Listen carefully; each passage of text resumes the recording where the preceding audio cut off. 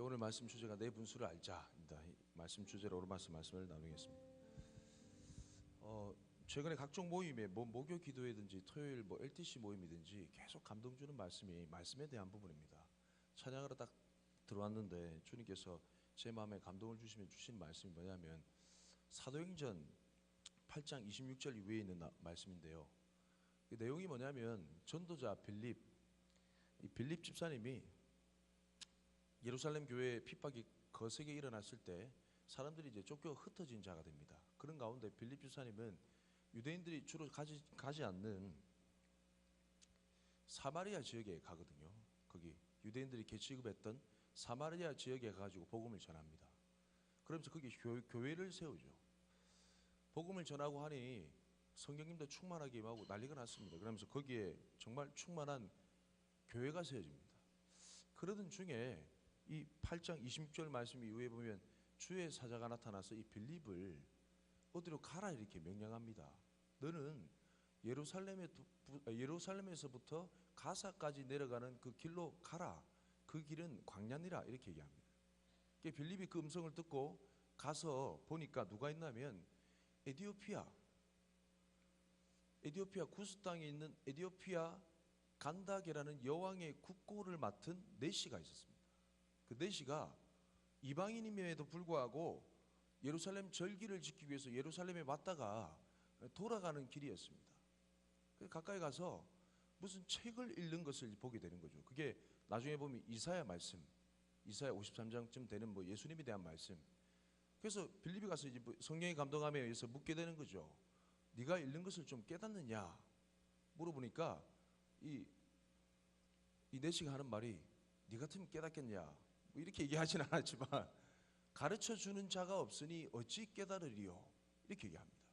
그러면서 내가 좀 한 수 가르쳐 줄까 이렇게 얘기하면서 그 말씀이 당신이 지금 궁금해하는 이 사람이 누구를 가르쳐 한 말씀인가? 이 사람이 바로 예수 그리스도다 하면서 복음을 전합니다. 이 복음을 전해들은 이 내시가 세례를 좀 받으면 안 되겠냐? 물가가 딱 마침 나왔어요. 안 받을 이유가 있겠나 하면서 바로 세례를 받고 그 현장에서 빌립은 사라져 버립니다. 제가 이 말씀을 왜 하나님께 제 마음 가운데 주실까? 여러분, 말씀을 알고자 하는 이방인이에요. 죄송합니다. 이 표현이 깜디 에티오피아 국고성을 맡은 내시, 이 내시 한 사람이 말씀을 붙잡고 깨달으고자 뭔가 안 깨달아지는데 막 씨름하고 있는 거예요. 이 한 사람을 위해서도 전도자 빌립을 보내가지고 어떻게 한다고요? 깨닫게 해주신다. 믿습니까? 찬양 인도자가 기도했죠. 같은 마음으로 주님께서 제 마음에 감동을 주시더라고요. 말씀이 잘 안 깨달아지잖아요. 어렵게 느껴지잖아요. 근데 이 말씀을 붙들고 실험하는 자에게 지금은 성령 시대고 여러분 다 예수님 믿잖아요. 주님께서 사랑하셔서 이 자리에 다 모이셨잖아요. 더군다나 여기는 광야길도 아니고 예배 초소라 이 말이에요. 그럼 성령 하나님께서 깨닫게 하신 우리의 교사가 되어주시는 성령님께 친히 임하셔서 말씀을 깨닫고 싶어하는 영혼들 심령마다 임하셔서 안 가르쳐주실까? 할렐루야. 깨닫게 해줄 줄 믿습니다. 그런 은혜가 정말 말씀을 사모하고 지난 시간에 얘기했던 대로 베레아 사람들의 그 마음이 있는 청년들에게 말씀이 열려지고 말씀이 깨달아지는 은혜가 있길 축복합니다. 그런 은혜가 있을 겁니다. 할렐루야. 계속해서 오늘 로마서 말씀을 나눠보겠습니다. 여러분, 그런 의미에서 말씀을 예배하듯이 아까 좀 얘기했는데 좀 졸리는 사람은 일어나서 예배해도 괜찮습니다. 아멘? 관계없어요. 사단에게 지지 마시고 일어나서 적극적으로 말씀을 깨닫고자 용을 쓰면서 그럼 성령님이 마음에 감화감동해 주실 겁니다. 할렐루야. 로마서 말씀은 사도 바울이 로마 교회에 쓴 편지입니다. 이제 개간 내용을 설명하는 이유가 이제 좀 무르익으면 이 내용에 대한 좀 어떤 내용인지 좀 기대가 되니까 이 로마 교회 당시에는 그 당시 이방인 그리스도인들이 거의 대부분이었고 소수의 유대인 그리스도인들이 구성된 교회였습니다. 그러다 보니 이방인 그리스도인들이 거의 세가 많고 유대인 그리스도인들이 작지만은 뭔가 그들이 가지고 있는 전통을 통해 기선제압 하려고 하는 좀 뭔가 혼란스러운 그런 분위기를 연출하고자 뭐 이런 상황이었어요. 근데 로마 교회가 중요한 이유가 이 서유럽의 땅끝까지 복음을 증거하고자 하는 이방인의 사도로서 사명을 받은 바울이 이 로마 지역 교회가 이 교두보 역할하는 중요한 거점 지역이었거든요. 그래서 이 로마 교회에 정말 좋은 신학적인 교리적인 그런 신앙의 틀을 세우기 위해서 이 로마서 편지를 쓴 겁니다. 그러다 보니 이 로마서 내용에 보면 다분히 교리적인 내용이 많습니다. 안부인사 이런 내용보다 너희가 뭘 어떤 일을 행했는데 이런 안부인사와 사건 사고를 주고받는 것보다 교리적인 내용이 많습니다. 교리적인 내용이 1장부터 11장까지 내용이고 12장부터 16장까지 내용이 삶에 대한 적용에 대한 내용이 나와 있습니다. 두 가지로 이렇게 나눠요. 우리는 오늘 9장, 10장, 11장까지 내용을 나눌 겁니다. 그러면 1장부터 8장까지 내용이 뭐라고 했어요? 한 두 가지 있다고 했죠. 1장부터 5장까지가 무슨 내용이라고요? 이신칭의 뜻이 뭐라고 했어요? 믿음으로 말미암아 의롭게 된다. 5장부터 8장까지 내용은 뭐라고 했습니까? 이 이신칭의 은혜를 입은 사람들은 어떤 삶이 나타난다? 성화의 삶이 나타난다. 예. 성화는 누구 이름에 했죠? 미안합니다. 이신칭의 은혜를 받은 사람은 누구든지 성화의 삶이 나타나게 돼 있다라고 이렇게 나눴습니다. 그래 지난 시간 합해서 이런 내용 나눠서 좀 써머리 해드릴게요. 여러분이 알 때까지 또 오늘 처음 오신 분도 있기 때문에 제가 계속 반복 끊임없는 반복 그럼 깨닫겠죠. 지난 시간에 이런 얘기했습니다. 육신, 몸, 성령 그렇죠? 이 세 가지 내용을 얘기하면서 예수님께서 성부, 성자, 성령 하나님께서 우리의 구원을 도우시는데 성자 예수님께서는 우리의 구원을 위해서 육신, 말씀이신 그분께서 육신을 입고 오심을 통해서 육신, 죄와 사망의 온전한 지배를 받게 되는 우리 육신을 그의 십자가의 공로와 죽으심으로 말미암아 죄와 사망의 법에서 생명의 성령의 법으로 말미암아 어떻게 했다고요? 해방하였습니다. 그래서 예수님 안에 있는 자는 뭐가 없다고요? 결코 정죄함이 없는 상태. 그래서 죄로부터 해방되어 하나님의 자녀된 길로 인도하게 된 그 사역이 성자 예수님이 하신 사역 믿습니까? 하나님의 자녀의 길로 살아가는 그 삶이 어떤 삶이라고요? 성화의 삶. 이 성화의 삶이 쉽다 했습니까? 어렵다 했습니까? 어렵습니다. 그걸 로마서 8장 18절 말씀 이후에 보면 고난이라 표현했고요, 속으로 탄식한다 이렇게 표현했습니다. 어렵다 했습니다. 이 어려운 성화의 삶을 누가 도우신다고요? 성령 하나님과 성부 하나님이 도우신다고. 성령 하나님께서 우리를 어떻게 도우십니까? 이와 같이 성령도 우리의 뭐를 도우신다고요? 연약함을 도우시나니. 속에서 말할 수 없는 탄식함으로 하나님의 뜻으로 기도하면서 우리의 성화의 삶을 도우신다. 기억나시죠? 내가 다른 하나님의 교회다 합니까? 아니죠. 기억나시죠? 기억날 줄 믿습니다. 할렐루야. 성부 하나님 우리를 어떻게 도우신댔습니까? 주님께서 우리를 창세전에 이 세상에 있기 전부터 우리의 이름을 부르시면서 예정하시고 그 예정하신 자들을 하나님의 아들의 형상을 본받게 하기 위해서 부르시고 부르신 자를 의롭다 하시고 의롭다 하신 자들을 영화롭게 하기까지 주님의 예정하에 흔들리지 않는 구원의 은혜로 붙들어 주신다. 믿습니까? 그래서 성삼위 하나님의 그 구원의 붙드심이 가벼운 게 아니랬습니다.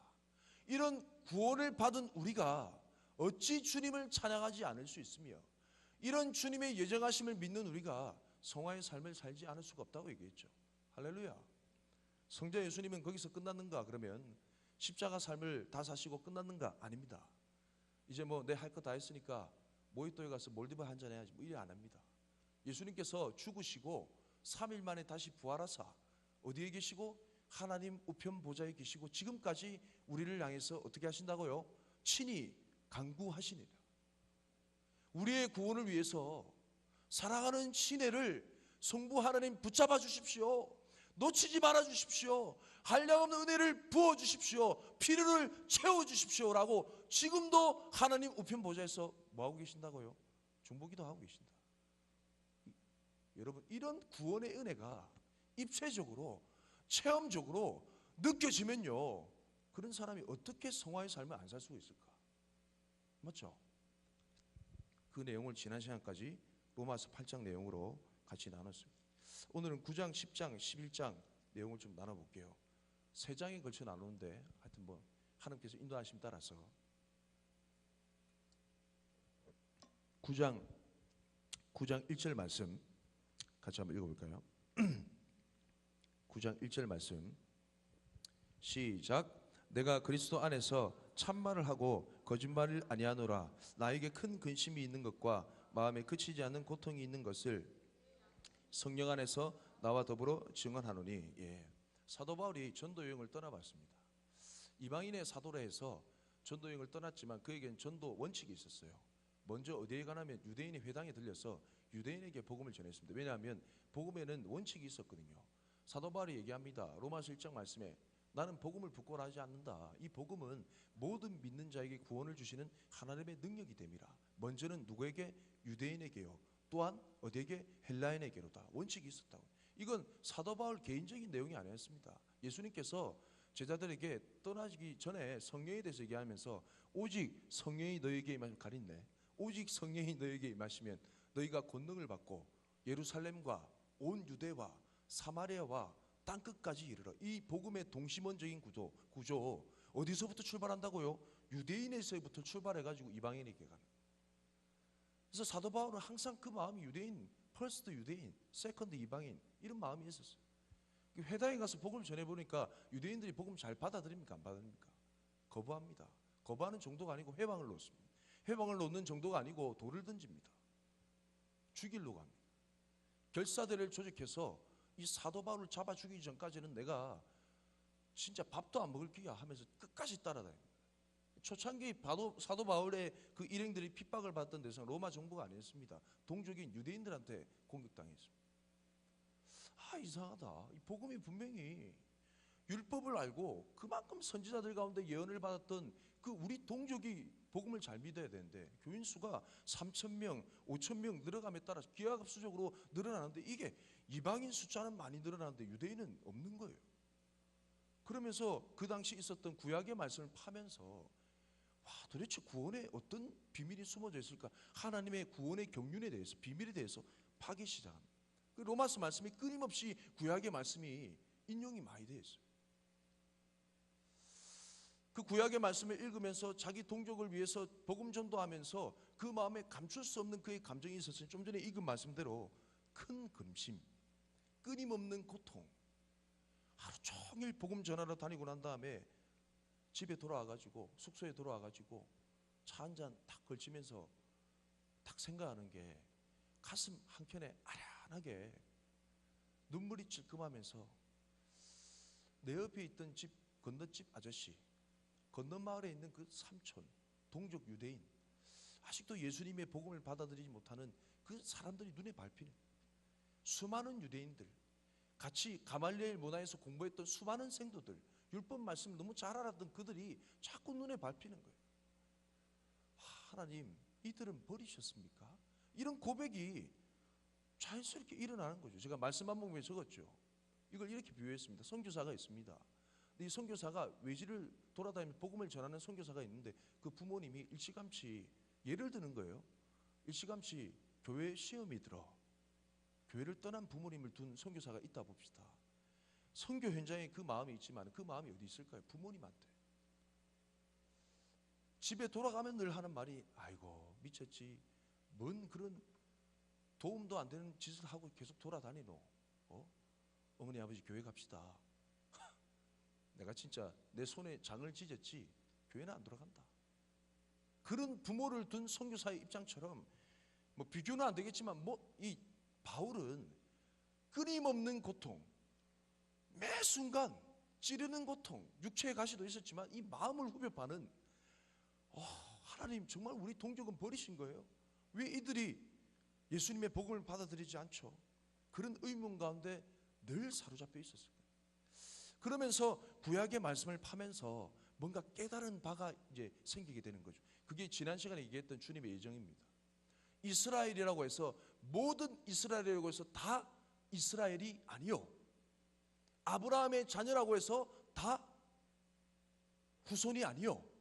뭐라고 했습니까? 약속의 씨라야, 약속의 자녀야라, 하나님의 믿음의 자녀다 이렇게 나와 있죠. 얘기했습니까? 안 했습니까? 계속 얘기해 볼게요. 기억날 겁니다. 기억을 더듬어서. 그 로마서 9장 말씀에 나와 있으면 9장 이후에 어디 갔노? 예. 9장 6절 한번 읽어볼까요? 9장 6절 읽읍시다. 시작. 그러나 하나님의 말씀이 폐하여진 것 같이 않도다. 이스라엘에게서 난 그들이 다 이스라엘이 아니요. 7절.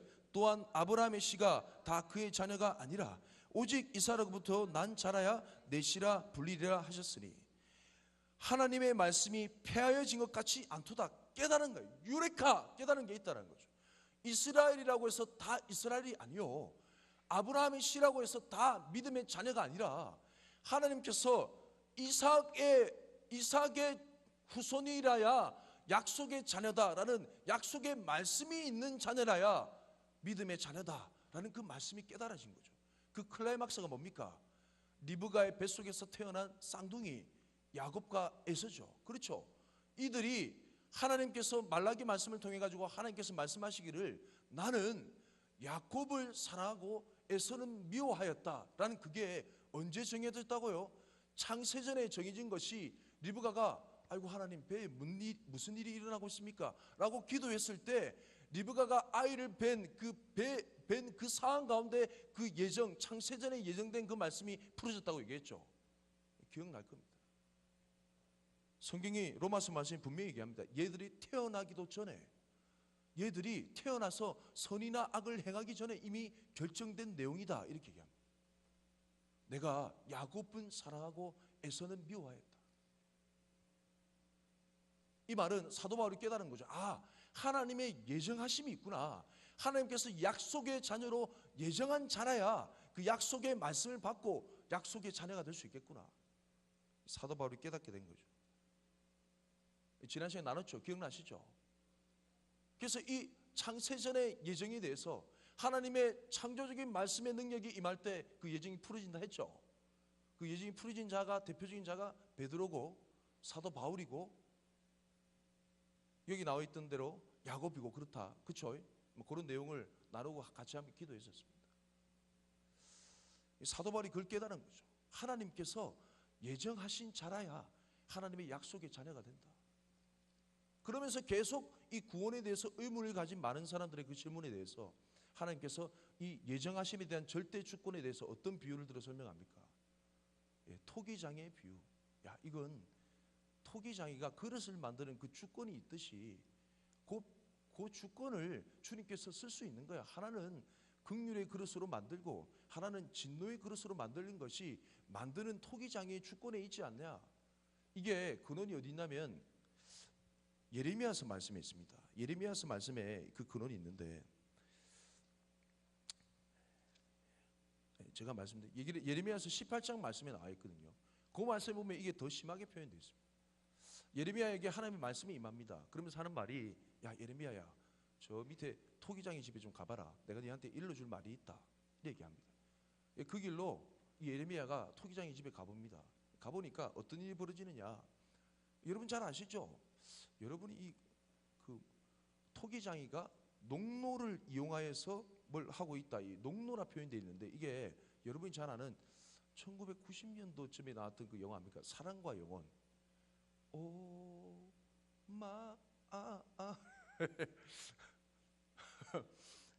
여자가 앞에 있고 남자가 뒤에서 사이에 백허그 감싸면서 하는 이제 도자기 만드는 그 장면 있잖아요. 알죠? 예, 그런 장면이 있습니다. 예, 그것처럼 이제 농로, 이 물레를 이용해 가지고 토기장에 그릇을 만들어 올린 장면을 보게 되는 거죠. 보통 보면 그릇 만들 때 그 광경이 어떻습니까? 만들어진 것보다 뭐가 더 많습니까? 깨진 게 많습니다. 이건 아니야! 팍! 깨버리고 다시 만드는 거예요. 아니야, 이건 아니야! 팍! 깨버리고. 파편이 주변에 더 많아요. 만들고 곱게 빚어놓은 그 그릇은 몇 개 안 됩니다. 그렇죠? 그 광경을 보여주면서 하나님께서 말씀하십니다. 야 예레미야야, 이스라엘 백성 가운데 내가 이렇게 얘기하고 싶다. 이스라엘 백성아, 이 토기장이가 자기가 만들 그릇을 자기 주관대로 만들기 위해서 마음에 들지 않는 그릇을 깨버릴 그런 주권이 없느냐? 이 진흙, 이 흙덩이가 토기장이 손에 들린 것처럼 이스라엘, 너희들이 내 손에 있다.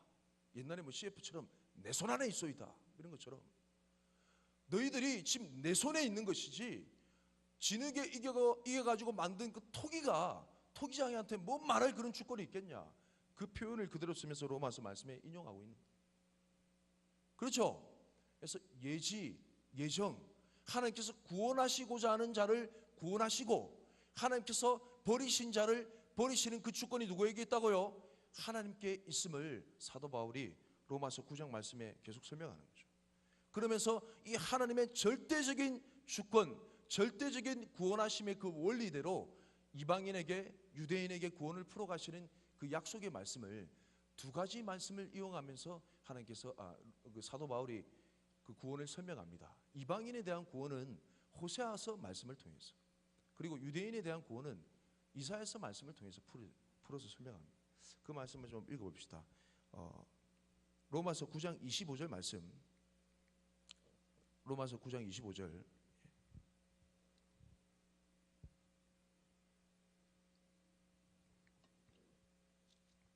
로마서 9장 25절 읽어볼 시작.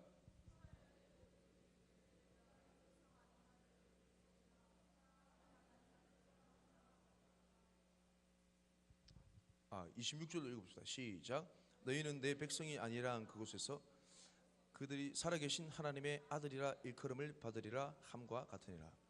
호세아는 북이스라엘의 선지자였습니다. 어떤 시기에 활동했느냐? 북이스라엘과 남유다가 가장 창궐하고 가장 부흥했을 시기, 지금의 대한민국과 같은 그런 시기에 호세아 선지자가 활동했어요. 그들이 나름 평강하다 하면서 안녕을 누릴 때, 나름 종교생활도 전성기를 이룰 때 호세아 선지자로 하여금 하나님께서 이렇게 얘기합니다. 야 호세아야, 이스라엘 그 동네 가가지고 가장 음란한 여인을 취해가지고 음란한 자식을 낳아라 이렇게 얘기합니다. 왜냐하면 이 백성이 이렇게 나를 음란하게 떠났느니라 얘기합니다. 그러면서 이제 호세아가 물색해 보기를 디블라임의 딸 고멜이 그 중에 볼 때 가장 음란한 거죠. 그러면서 그 여인을 취해 고멜 사모될래? 이러면서 이제 내 아를 낳아도 이러면서 결혼했습니다. 결혼해가지고 자녀를 낳는데 첫 번째 자녀 이름이 이스라엘 이렇게 얘기합니다. 이스라엘 뜻은 씨를 뿌려버리다 이 말입니다. 그 말은 이스라엘 백성들을 향한 진노의 심판을 의미하는 거예요. 씨 뿌리듯이 이렇게 뿌려버려. 여러분 우리는 뭐 모내기 할 때 어떻게 합니까? 뭐 종자를 이렇게 물에 담가 놓습니까? 그럼 싹이 조금 올라 놓으면 이게 그 모심기 하기 전에 이렇게 좀 자라게 하죠. 심죠. 그게 모판인가 거기에. 잘 모르겠습니다. 제가 농사를 안 하기 때문에 좀 들은 내용입니다. 그래서 물에 담가 놓으면 이게 싹이 조금 올라오는데요. 요거에 비유해서 나와 있는 속담이 귀신 씨나라 까먹는 씨나라 까먹는 속담 모르겠다. 그런 소리다 이런 그런 식으로 얘기한대요. 근데 보통 우리는 이제 물에 담가 놓고 이제 그렇게 하는데 이스라엘에서는 씨를 뿌려버립니다. 그게 씨 뿌리는 비유입니다. 돌짝밭에 가시밭에 옥토에 길가에 이 씨 뿌리는 비유예요. 흩어 뿌립니다. 이스라엘을 씨를 뿌리듯이 그렇게 흩어 뿌리겠다. 주님이 심판을 얘기하는 거예요. 두 번째는 딸이 태어났습니다. 3남매인데 첫 번째는 아들, 두 번째는 딸, 루아마 이렇게 얘기합니다. 이 루아마란 말은 사랑하였다, 긍휼히 여겼다 이런 말입니다. 이 앞에 로는 노를 얘기하는 부정사입니다. 부정을 의미하는. 그러니까 사랑받지 못한 자녀, 백성, 사랑받지 긍휼을 함을 여기지 못한 백성, 그걸 의미합니다. 자녀를 낳는데 그러는 거죠. 세 번째는 로암미라는 아들이 태어났어요. 아들내미가. 이 자녀를 보니까 아빠도 안 닮고 엄마도 안 닮고 자기 자녀가 아닌 것 같아. 그래가지고 이름을 로암미. 아미 이러면 군대잖아요. 아미는 김종환 목사님 둘째 딸입니다. 아미, 로암미 이게 백성입니다. 내 백성 아니다, 내 자녀 아니다 이 말입니다. 세 명의 자녀가 이스라엘, 루아마, 로암미 이렇게 얘기합니다. 그러는 가운데 하나님께서 이 이스라엘 백성을 향한 진노와 심판을 이렇게 얘기하는 것 같지만 1장 후반절에 보면 이렇게 얘기합니다. 내가 이 백성을 회복하겠다라는 회복을 선언하면서 이스라엘의 날이 클 것이다 이렇게 얘기하면서 루아마 했는데 루아마 내 형제를 자매를 루아마 이렇게 얘기하고 내 형제를 자매를 루아마 이렇게 얘기하고 형제를 암미 이렇게 얘기하기라 이렇게 했어요. 회복한 백성의 자매를 루아마, 회복한 이스라엘 백성의 형제를 암미. 이 말은 이스라엘의 그 날 열방 가운데 흩어 부러진 그 포로들을 다시 주님의 자녀의 백성으로 회복하심에 대한 약속의 말씀이라는 거예요. 할렐루야. 그 내용이 바로 이 말씀입니다. 내가 내 백성 아닌 자를 내 백성이라, 사랑하지 아니하는 자를 사랑한 자라, 내 백성 아닌 자로 암미, 그 백성을 암미라 하고 사랑하니 아니한 자로 루아마 한 자를 루아마라 하겠다, 이 말. 호세아 선지자의 말씀을 인용한 겁니다. 흩어있는 모든 백성을 향해서 갈고리로 끌어모으듯이, 쓰레받기로 끌어모으듯이 그 백성을 내가 하나 놓치지 않고 다 찾겠다, 이러는 거예요. 그게 그러면서 이게 북이스라엘 백성을 향한 하나님의 경고의 말씀이었지만, 예언의 말씀이었지만, 이 말씀을 통해서 이 사도 바울이 이야기는 이방 백성들 또한 그들의 틈에 끌려 함께 자비하심을 입고 딸려올 것이다 라는 것을 예언한 말씀으로 이해하는 거죠. 하나님께서 이스라엘 백성의 그런 내 백성이 아닌 자들을 모아오고 내 사랑받지 못한 자녀들을 모아올 때 이방 백성들 또한 예정된 자들 가운데 그들을 모아오겠다라는 약속의 말씀으로 이걸 인용한다는 거죠. 이해되십니까? 만약에 사도 바울만 이 말씀을 인용했다면 바울 개인적인 내용 아닌가 이럴 수 있는데, 베드로도 동일하게 그 내용을 인용합니다. 제가 읽어드릴게요. 이 말씀을 제가 안 들어가지고, 베드로전서 2장 9절 말씀에 보면 이런 내용이 나옵니다. 그러나 너희는 택하신 족속이요 왕같은 제사장들이요 거룩한 나라요 그의 소유가 된 백성이니 이는 너희를 어두운 데서 불러내어 그의 귀한 빛이 들어가게 하신 이에 아름다운 덕을 선포하게 하려 하심이라. 10절 말씀에 보면 이래 나왔습니다. 너희가 전에는 백성이 아니더니 이제는 하나님의 백성이요 전에는 긍휼을 얻지 못하였더니 이제는 긍휼을 얻은 자니라. 이게 뭐예요? 호세아 말씀입니다. 이 말씀 인용하면서 하나님의 백성이 아닌 자들로, 이방 백성들로 주님의 예정하심 가운데 창세전에 예정하신 자들을 내가 이스라엘 백성을 회복할 때 그들과 함께 덩달아서 같이 쓸어 모을 것이다. 이게 호세아 말씀을 통한 주님의 이방인 구원을 향한 예언의 말씀입니다. 유대인들을 향해서 어떤 말씀을 주셨느냐, 이사야 말씀이에요. 로마서 8장 27절 같이 한번 읽어볼까요? 로마서 8장 9장 27절 미안합니다. 9장 27절 시작. 또 이사야가 이스라엘에 관하여 외치되 이스라엘 자손들의 수가 비록 바다의 모래 같을지라도 남은 자만 구원을 받으리니. 사도 바울이 고백하고 탄식하는 이유가 이스라엘 백성이 다 버린 자들 같은데 하나님께서 그 모든 자를 구원한 게 아니라 남은 자만 구원한다는 이사야 말씀을 인용하면서 그 남은 자, 예정한 그 남은 자를 구원하는 그 은혜를 이제 믿고 이제 선포하는 거죠. 여러분 정말로 그렇습니다. 출애굽할 당시 이스라엘 백성이요 장정만 60만이었어요. 200만, 250만 되는 그런 사람이었습니다. 근데 왕정 시대를 거치면서 얼마나 많이 불어났을까요? 그런 그들이 죄악을 범함으로 말미암아 포로 생활을 하게 되죠. 70년 동안. 이해되시죠? 이 내용은 제가 뭐 에스라 느헤미야 통역을 많이 설명했잖아요. 70년 동안 포로 귀환이 예레미야에게 예언한 그 포로 귀환이 다 찾아 그들이 포로 귀환하게 됩니다. 1차 스룹바벨 여호수아를 내세워서 포로 귀환한 인구가 얼마나 될까요? 100만? 200만? 여러분 같으면 70년 동안 막 노예 생활하다가 70년이잖아요. 50년이 넘어 오랜 세월 동안 많게는 3대, 적게는 2대째 흘러간 그들의 포로 생활. 우리 생각 같으면 돌아가도 된다 이런 어명이 어명이 있을 때 다 돌아갈 것 같죠? 아닙니다. 42,360명만 돌아갔습니다. 처음에 시작된 60만 대군, 200만, 250만 그 중에 42,360명만 돌아갔어요. 그 말은 여러분 고국으로 돌아가면 볼 게 있습니까? 예루살렘 성전이 다 회파됐어요. 돌 위에 돌 하나도 남지 않고 완전히 깡그러 무너져 버린. 여러분 이번에 그 뭐죠? 추석 명절 상당히 길었죠. 집을 좀 한 일주일 동안 비워놓고 다시 가니까 어떻습니까? 휑하지 않습니까? 냉장고 정리 안 해놓으면 다 씌워버리고 다 상해버리는 거 아닙니까? 사람 집에도 한 1년만 안 살아보세요. 진짜 폐허가 됩니다. 마당에 막 잡초가 무성하고 그런 집 가운데 사는 사람 잘 알 거예요. 70년 동안 버림받은 땅과 같은 그 현장. 그 성전은 하나님 유대인의 신이라는 그 하나님께 저주를 받아가지고 돌 위에 돌 하나도 남지 않고 다 무너진 그 성전 누가 건드렸을까요? 안 건드렸습니다. 잡초가 무성히 일어나고 완전 폐허가 된 땅. 그 땅에 무슨 소망이 있어서? 그러니 여러분, 하나님께서 구원하시기로 작정한 자들의 특징은 모든 것을 다 버리고 주님의 나라만 바라보고 가는 사람들입니다. 그 사람들이 몇 명이었다고요? 42,360명 밖에 안 됩니다. 그러니 이 이사야의 예언의 말씀이 맞죠.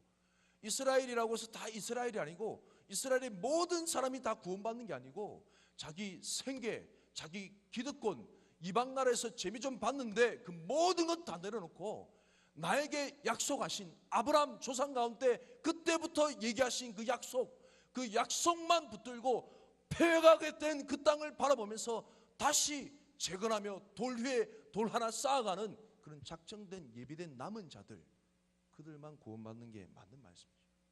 이게 유대인의 구원입니다. 여러분, 그러면 10장 말씀에는 어떤 내용이 나오느냐? 유대인들이 왜 그 많은 사람들이 버림을 받았을까요? 그 이유는 예수님에 대한 믿음에 대해서 믿지 않았기 때문이라고 이렇게 나와 있습니다. 그 내용을 좀 살펴볼게요. 로마서 9장 32절 33절 같이 한번 읽어볼까요? 로마서 9장 32절 33절 시작. 어찌 그러하냐? 이는 그들이 믿음을 의지하지 않고 행위를 의지함이라. 부딪힐 돌에 부딪혔느니라. 기록된 바 보라, 내가 걸림돌과 거치는 바위를 시온에 두노니 그를 믿는 자는 부끄러움을 당하지 아니하리라 함과 같으니라. 이게 뭡니까? 어찌하여 그러하냐? 이는 그들이 뭐를 의지하지 않고, 믿음을 의지하지 않고 뭐를 의지했다고? 행위를 의지했기 때문이다.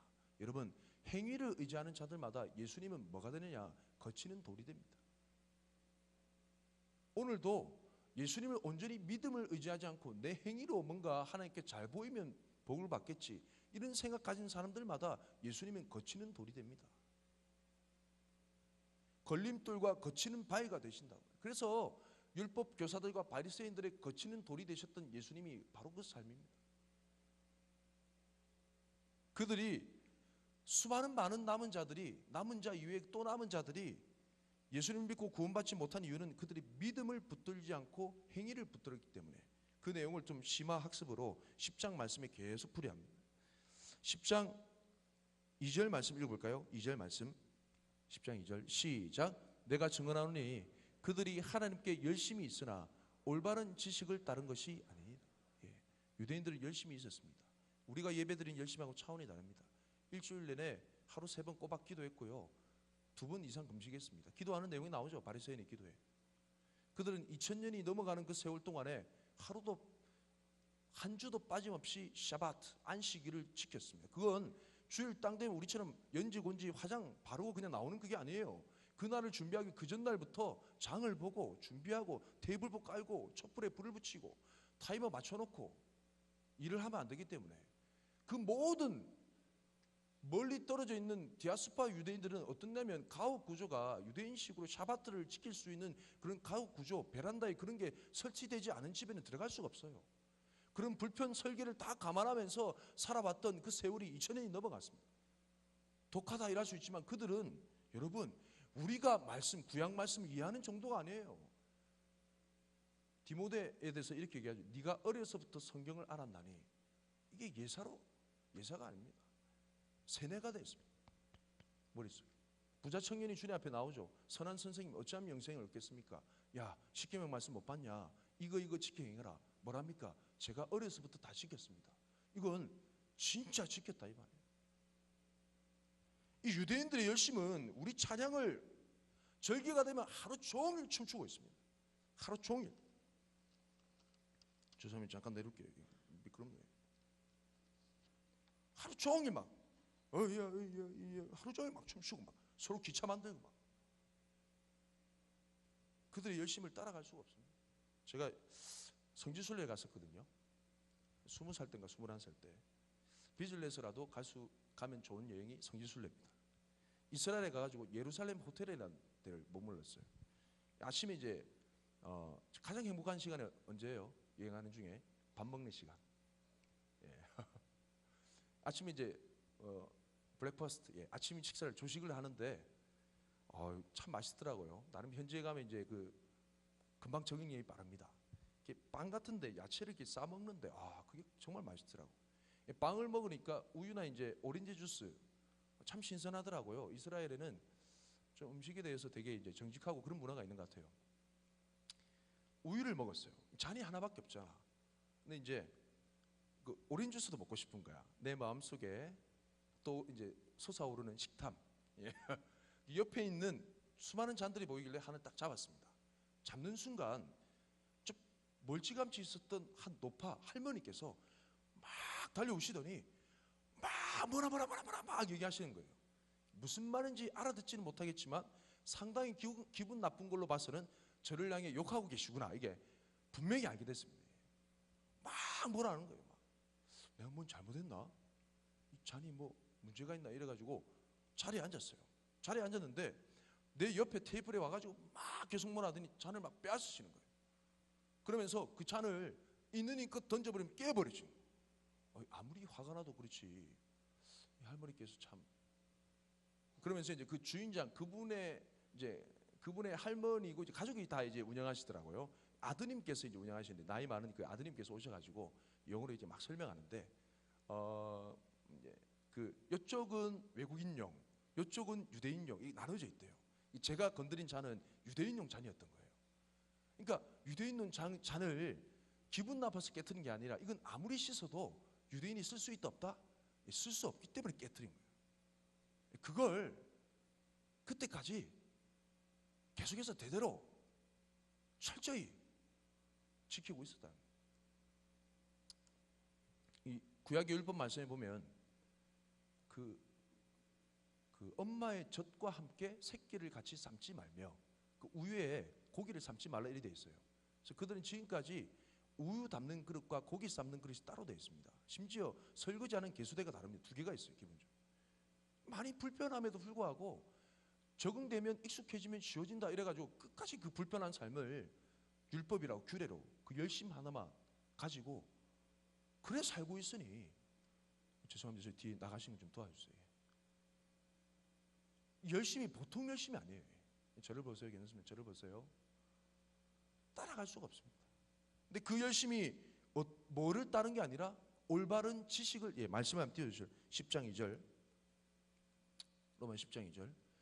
그 열심이 있긴 있는데 올바른 지식을 따른 게 아니다 라고 얘기합니다. 무슨 내용인가? 10장 3절 시작. 하나님의 의를 모르고 자기의 의를 세우려고 힘써 하나님의 의에 복종하지 아니하였느니라. 올바른 지식을 따른 게 아니다. 하나님의 의를 모르고 자기의 의를 세우려고 힘써 하나님의 의에 복종하지 않았다. 이 하나님의 의가 뭘까요? 따라해보세요. 복음. 복음은 뭡니까? 우리가 이제 가톨릭 공동체에서 복음을 하나 통일합시다. 복음은 뭐냐면, 따라해보세요. 예수는 그리스도다. 복음하면 뭐라고요? 복음이 뭡니까? 예수는 그리스도다. 이것만 얘기하세요. 복음은 가스펠이고 복음은 우리 죄를 위해서, 그 내용 다 포함됐기 간단하게 줄이는 겁니다. 복음이 뭐라고요? 예수는 그리스도다. 할렐루야. 그리스도가 뭡니까? 기름 부음 받은 자. 예수는 사람 이름입니다. 구원이란 이름이죠. 그리스도는 기름 부음 받은 자. 어떤 사람이 기름 부음 받습니까? 왕이나 제사장이나 선지자, 사명을 맡은 자가 기름 부음 받습니다. 어떤 사명을 맡았습니까? 예수라는 이름의 비밀이 있습니다. 예수라는 이름, 그 아이가 아이를 낳으리니 그 이름을 예수라 하라. 이는 자기 백성을 저희 죄에서 구원할 자이십니다. 뭐죠? 죄 문제를 해결하기 위해서 오신 예수 그리스도. 이 복음은 뭐냐면 예수님으로 말미암아, 예수님을 믿음으로 말미암아 우리의 죄 문제가 해결된다는 겁니다. 할렐루야. 이 하나님의 의는 복음입니다. 좀 더 설명하면 예수 그리스도입니다. 예수님에게 복종하지 않았다는 거예요. 왜냐하면 자기 의를 세우려고. 여러분, 이게 쉬운 것 같은데, 왜냐하면 자기 공로 세우지 않고 그냥 예수님 믿기만 하면 구원받는 거예요. 그 말이에요. 이게 되게 쉬운 것 같은데 어렵습니다. 제가 예를 들어 볼게요. 여리고성 첫 전투가 뭐죠? 여리고성 답을 얘기해버렸네. 가나안의 첫 전투가 뭐죠? 여리고성 전투죠. 이 두 겹으로 이중벽으로 쌓여진 이 벽이 어떻게 하면 무너진다고? 하루에 한 바퀴씩, 마지막 날 7바퀴 돌면 무너진대. 와, 돌아버리겠네. 이거 아니야? 돌면 무너져? 한 사람이 이렇게 얘기하면 옆에서 받았어. 아니, 돌기만 하면 무너진다고? 이스라엘 백성이 침묵하면서 하루 한 바퀴씩 돈다고 생각해 보세요. 그 어마어마한 대군이 돌다가 자기가 돌아버릴 것 같아. 안 그럴까? 이게 쉬워요, 어려워요? 사람 미치는 거예요. 나중에 또 얘기하겠지만 엘리사 시대 때 아람의 군대 장관이었던 나만이라는 장군이 있었습니다. 기억나시죠? 이 사람이 성경 말씀 자세히 보시면 나만 장군이 기세등등하며 명성을 떨치며 인정을 받았던 그 이유가 여호와께서 그로 하여금 이기게 하셨다, 이런 내용이 나와 있습니다. 희한하죠? 하나님은 온 열방을 통치하십니다. 하나님께서 이 사람에게 할 일이 있었던 것 같아. 근데 그가 모든 걸 다 가졌어요. 나만이라는 이름이 즐거움이라는 이름입니다. 인생을 열로 즐길 줄 아는 인생이었는데 뭐 병에 걸렸습니까? 문둥병에 걸렸어요. 이 문둥병이라는 것은 이방인이든 유대인이든 하나님께 어떤 절대적인 신의 저주를 받은 그런 병이었어요. 불치병이었대. 모든 즐거움과 기쁨을 누릴 만한 옵션이 다 갖춰져 있는데 문둥병에 걸렸어. 고민이 이만저만 아니죠. 이스라엘에서 잡아온 여종 하나가 이런 얘기하는 거예요. 아이고, 우리 동네 그 선지자 엘리사라는 그 주인 앞에 여러분이 서시면, 당신이 서시면 금방 고침 받으실 텐데 이걸 그 마누라한테 얘기합니다. 나아만의 그 나아만의 마누라가 전달하죠. 그러면서 이 나아만이 살 소망이 생겼으니까. 왜냐하면 절대적인 신이나 하나님이 아니고서는 고칠 수 없는 질병이기 때문에 왕께 얘기하고 그 왕이 친히 보내줍니다. 가봐라.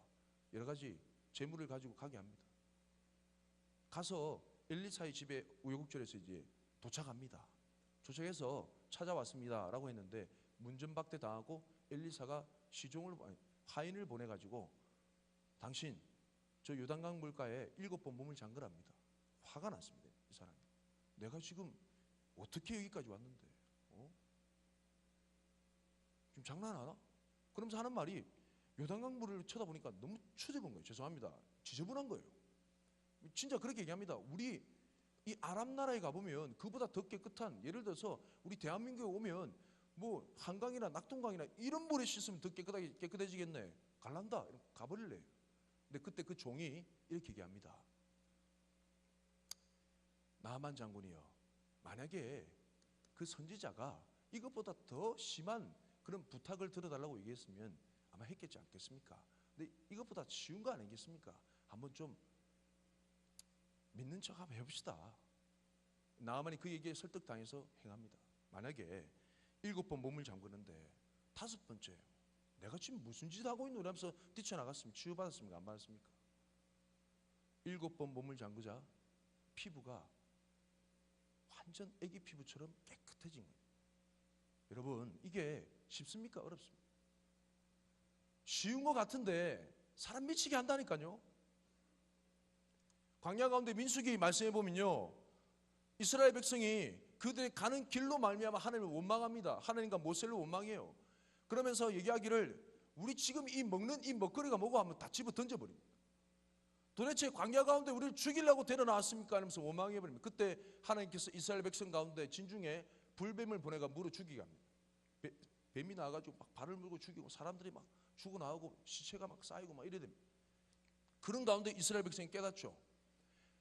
모세요, 제발 이 불뱀들 치워주십시오. 우리가 죄 지은 줄 알겠습니다. 하나님께 그리고 당신에게 원망했습니다 라고 얘기합니다. 그때 모세가 하나님께 기도하자 그 치료가 뭐죠?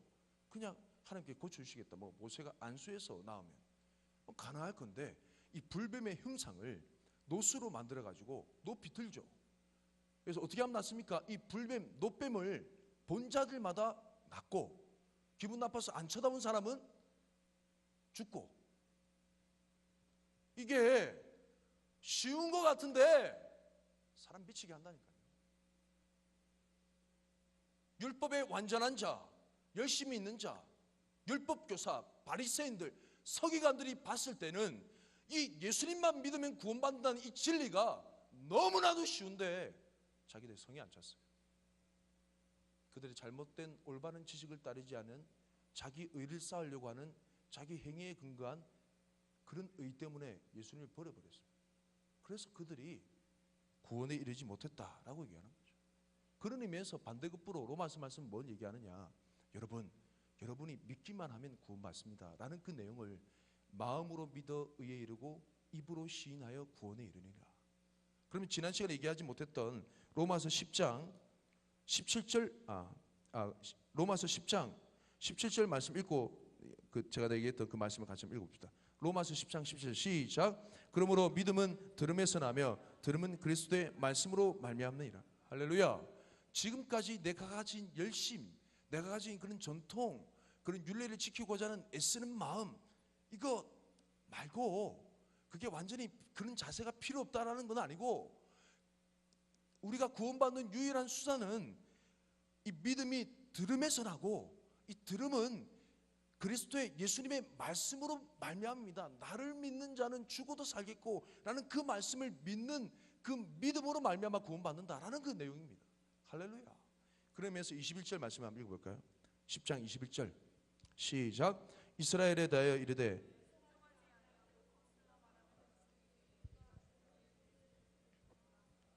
죄송합니다. 13절이네요. 미안합니다. 10장 13절 시작. 누구든지 주의 이름을 부르는 자는 구원을 받으리라. 할렐루야. 이 주의 이름을 부른다는 것은 신앙 고백입니다. 믿는다는 표현이죠.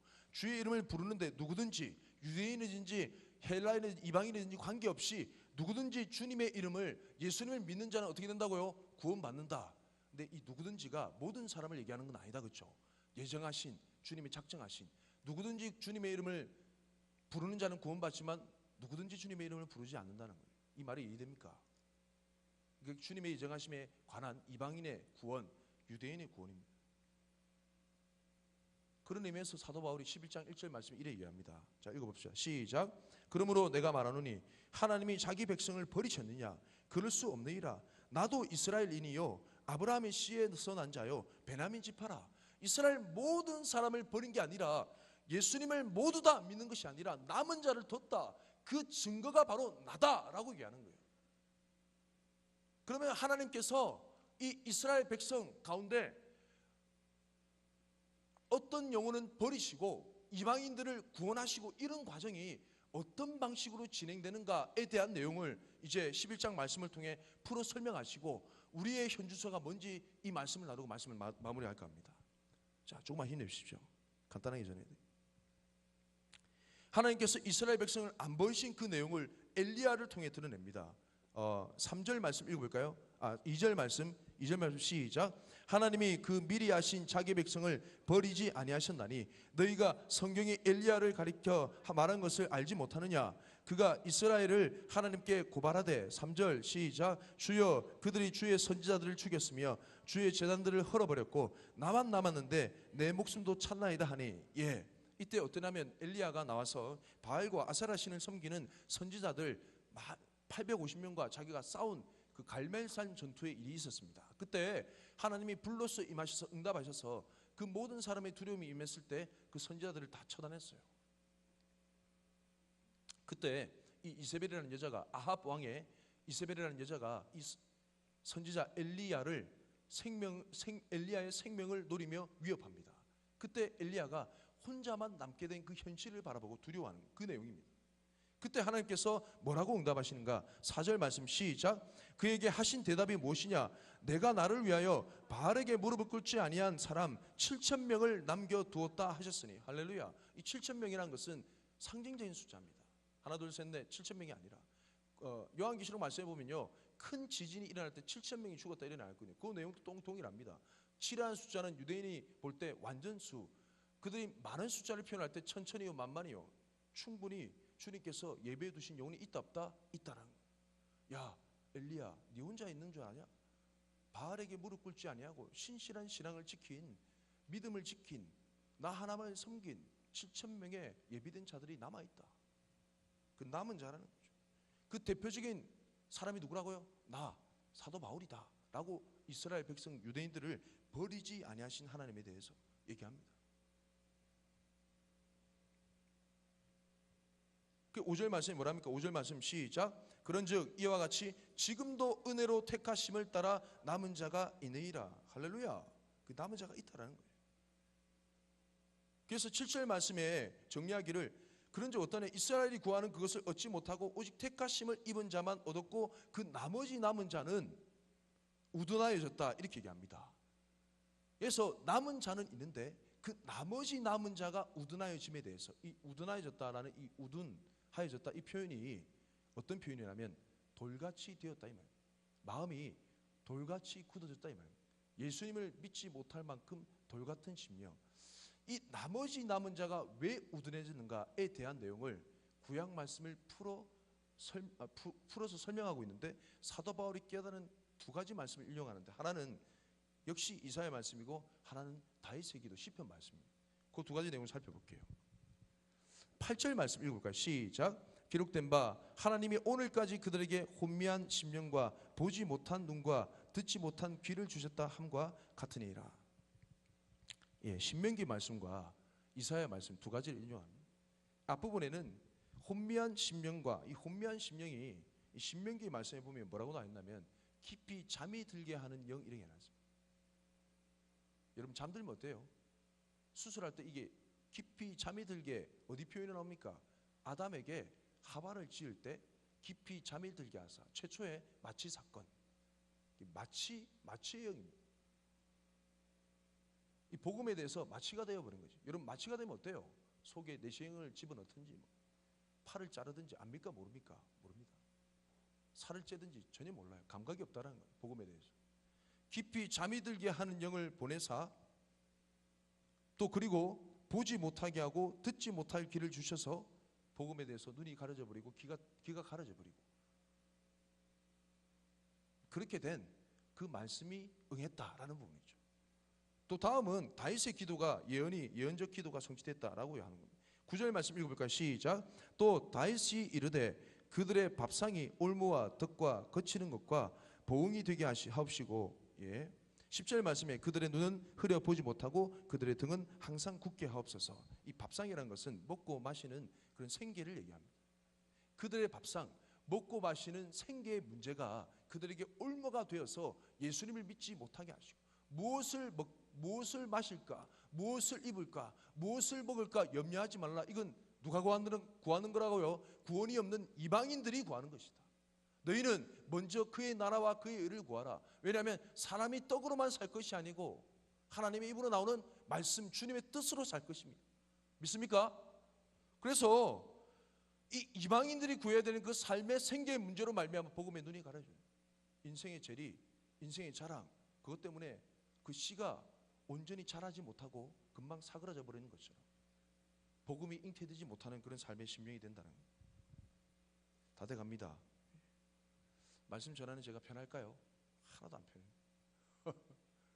쉽지 않습니다. 그런데 기도 가운데 이제 확신 가운데 나가는 거죠. 여러분 근데 유대인의 그런 형편이 뭐라고 나와 있느냐? 하나님이 완전히 버리신 게 아닙니다.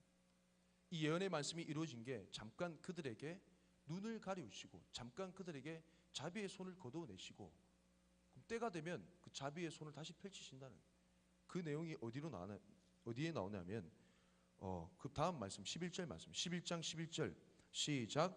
그러므로 내가 말하노니 그들이 넘어지기까지 실족하였느냐? 그럴 수 없느니라. 그들이 넘어짐으로 구원이 이방에게 이르러 이스라엘에게로 시기 나게 함이니라. 예, 하나님의 의도가 이스라엘 백성으로 시기 나게 하기 위해서 잠깐 얘들한테 주어야 될 생명 양식을 다른 집 자식들한테 막 주고 있는 거예요. 우리는 이방인입니까? 유대인입니까? 이방인입니다. 우리는 얻어 걸렸어요. 그들이 앉아야 될 자리에 우리는 그 서서 기차 타는 건 뭐라고 입석이래요. 입석인데 그들이 앉아야 될 자리에 좌석표를 받아가지고 앉게 된 그런 경우라니까.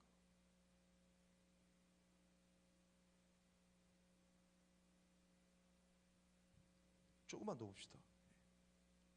14절 말씀 14절 시작. 이는 혹 내 골육을 아무쪼록 시기하게 하여 그들 중에서 얼마를 구원하려 함이라.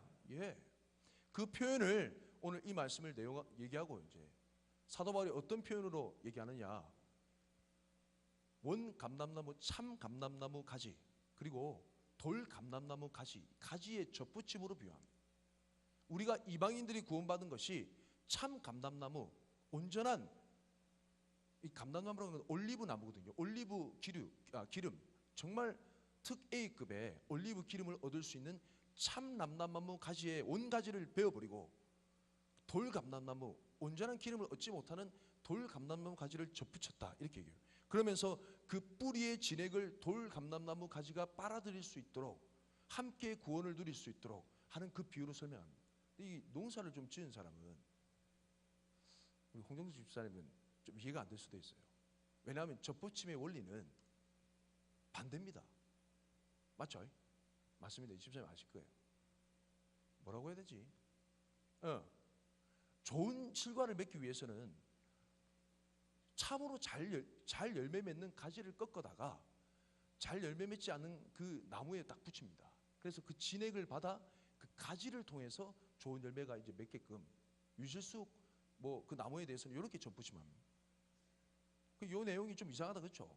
뭐 주석학자들이 뭐 의견이 많고 사도 바울이 뭐 이거 낙농이 아니라 뭐이 농사 짓는 걸 잘 몰라서 그렇게 얘기한다 뭐 이런 내용이 있고 뭐 유대인들 뭐 올리브 나무에서는 접붙임 방식이 다르다 뭐 이런 내용이 있는데 신경 쓸 거 없이 사도 바울이 접붙임의 비유로 이방인의 구원을 설명한다. 그 내용만 아시면 되겠습니다. 그래서 이방인을 예표로 하는 돌 감람나무 가지를 참남나무 가지에 접붙여서 진액을 빨아들이게 하는, 그러면서 하나님께서 하신 그 말씀이 두 가지 정서가 나타납니다.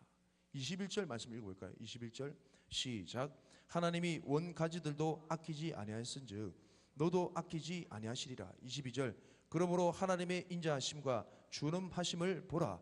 넘어지는 자들에게는 준엄하심이 있으니 너희가 만일 하나님의 인자하심에 머물러 있으면 그 인자가 너희에게 있으리라. 그렇지 않으면 너도 지키는 바 되리라. 유대인들이 왜 지킴을 당했죠? 믿지 않아서. 예수님 믿지 않았어. 예수님을 믿지 않았고 우리는 왜 접붙임 당했습니까? 믿어서.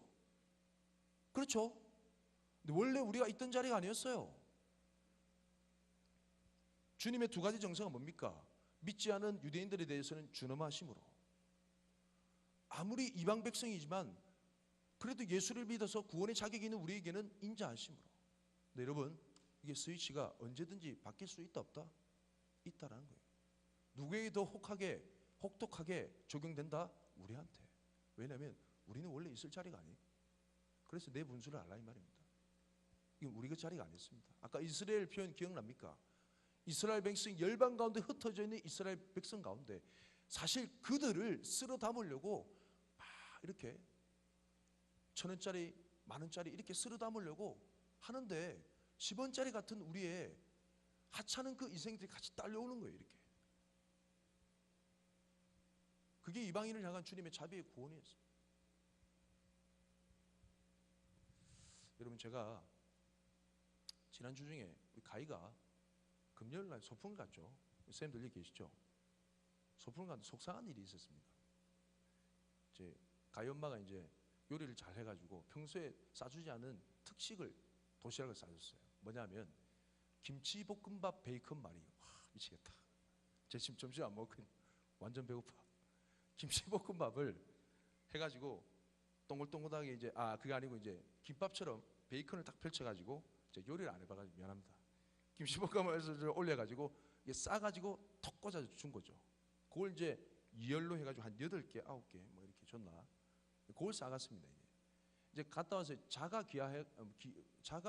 귀가해야 돼서 제가 이제 가희를 데리고 오는데 차에 타자마자 하는 얘기가 아빠 나 오늘 밥 1개밖에 못 먹었어 이러는 거예요. 왜 1개밖에 못 먹었어? 진짜 배고프겠네? 물어보니까 하는 얘기가 친구들이 다 뺏어 먹었어 이러는 거예요. 야, 안 된다고 하지. 안 된다고 했는데 친구들이 맛있다고 뺏어 먹었어. 친구들이 싸운 밥이 선생님 내 밥 맛없어요 라면서 도시락통 닫아버렸대. 그러면서 가희야 네 거 하나만 주면 안 돼? 그랬던 거죠. 아니야 안 돼 나 하나밖에 못 먹었어. 솔랑 다 뺏어. 제가 화가 났습니다. 와 유치원 쌤들은 뭐 하는 거야 이렇게 해서 안 돼. 이러면 안 되지. 그런 얘기 안 했습니다. 백은지 어디 갔노? 예, 문혜진 선생님 예 제가 담당 선생님 뭐 하는 거지?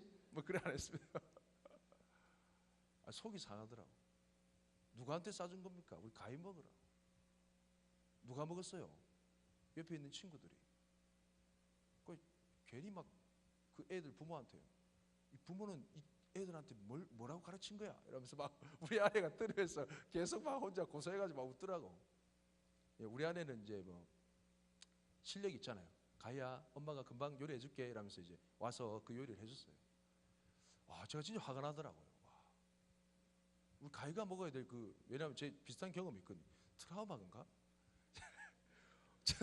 저는 고등학교 때 도시락을 싸갔습니다. 요즘 급식이잖아요. 그날 이제 갑자기 여러분 갑자기 오줌소만 하고 갈 때 이런 데 있잖아요. 저희 때는 있었어요. 갑자기 오줌소만 하더라고. 오줌소면 도시락이 필요 없잖아요. 필요 없으니까 도시락 안 싸운 날인가 보다 착각해서 두고 왔어요. 근데 그날 반찬이 쇠고기, 불고기. 그래서 그 도시락통을 안 들고 오면 다음날 도시락을 못 싸가니까 엄마가 찾으러 가자 하시더라고요. 그 버스를 타고 이제 학교에 갔습니다. 학교에 갔더니 희한한 장관이 펼쳐지는 거예요. 학교에 남아서 열심히 농구하던 애들이 그 도시락을 까먹고 있는 거야. 근데 저희 어머니가 다가가시더니 한 칼을 탁 꺼내서 막 치실 줄 알았어요. 근데 한 칼을 탁 꺼내가지고 어깨를 팍 쓰다듬으면서 야, 더 먹으라 이러시더라고. 더 먹을 게 없는데 맛있냐? 다 먹으라. 이 반찬 다 먹으라. 자기 자식처럼. 제가 그거 보고 열받았어요. 나는 점심 안 먹었잖아요. 그거 갖고 와 점심 물기라고. 여러분, 이런 마음하고 똑같습니다. 하나님이 유대인 버리신 게 아니에요. 지 자식한테 줄 그 구원의 은혜, 자기 아들. 그 하나님 마음이 느껴지는 건 사도 바울이 견딜 수 없는 거예요. 너무 큰 고통이 있는 거예요. 여러분, 우리 분수를 알아야 됩니다. 유대인들이 그 율법에 정통한 유대인들이 구약의 말씀을 딸딸 외우는 그 유대인들이 메시아를 믿고 예수를 믿고 주님 앞에 돌아오면 만약에 유대인이 우리 교회에 등록하잖아요. 새가족 육주 가정 듣고 성령님을 받아가지고 청년의 가운데 예배할 때 어떻게 예배할까요? 감히 상상이 안 됩니다. 비교가 안 됩니다. 그들은 군대처럼 일어날 겁니다. 왜냐하면 목숨 걸고 2000년 넘는 기간 동안 말씀을 지켰던 자들이기 때문에. 왜냐하면 그들은 말씀을 필사할 때 여호와라는 이름이 나오면 가가지고 목욕하고 다시 쓰고 또 나오면 목욕하고 다시 쓰고 하나님의 이름을 우리처럼 가볍게 부르는 종족이 아니라니까요. 유대인들은 돌아오기만 하면 어마어마한 민족인데 주님께서 자비를 가리시기 때문에 지금 잠깐 그 구원이 막혔기 때문에 성경 말씀이 뭐라 되어 있냐면 이방인의 수가 차기까지. 여러분, 우리는 우리의 분수를 잘 알아야 돼요. 이 자비가 언제 떠나갈지 몰라. 불안하단 말이 아니에요. 우리가 받은 구원이 얼마나 소중하고 가치로운 것인가를 알아야 된다. 믿습니까? 하나님이 지 자식한테 줄 김치볶음밥 베이컨 마리를 우리한테 준 비교가 안 되잖아요. 주님의 아들이잖아. 그 마음이 이방인들이 자기 동족이 이루어야 될 믿음의 공동체를 이루며 열심히 찬양하며 예배하는 그 모습을 보이는 그 모습을 보며 하나님의 마음이 흡쳐가시겠죠. 그 한켠에 지울 수 없는 그 하나님의 마음을 사도 바울은 느끼며 고백합니다. 아, 내 동족 이스라엘 곧 오소서 임마누엘. 이 소중한 구원을, 이 소중한 예수님을 우리 마음에 새기시며 절대 뺏기지 않기로 작정하며 두렵고 떨림으로 주님 앞에 구원을 이루어드리는 저와 여러분의 삶이 되길 축복합니다. 오늘 기도에 생략하고 제가 기도하고 마치겠습니다. 고마우신 주님, 참 감사합니다. 쉬운 말씀이 아니지만 함께 동행할 수 있는 아름다운 공동체를 주시니 감사합니다. 청년들이 길을 쓰고 말씀을 알려고 부족한 종이 전하는 어려운 말씀을 함께 받아 먹었습니다. 주님의 놀라우신 구원이 그 아들 예수님을 통해서 구원의 대상자가 아니었던 우리에게 전해졌습니다. 주여, 자비를 베푸시고 은혜를 베푸셔서 이 소중한 구원을 주님 앞에 서는 그날까지 온전히 두렵고 떨림으로 이루어드릴 수 있도록 함께하여 주옵소서. 모든 것을 감사드리며 예수님 이름으로 기도합니다. 아멘. 궁금하게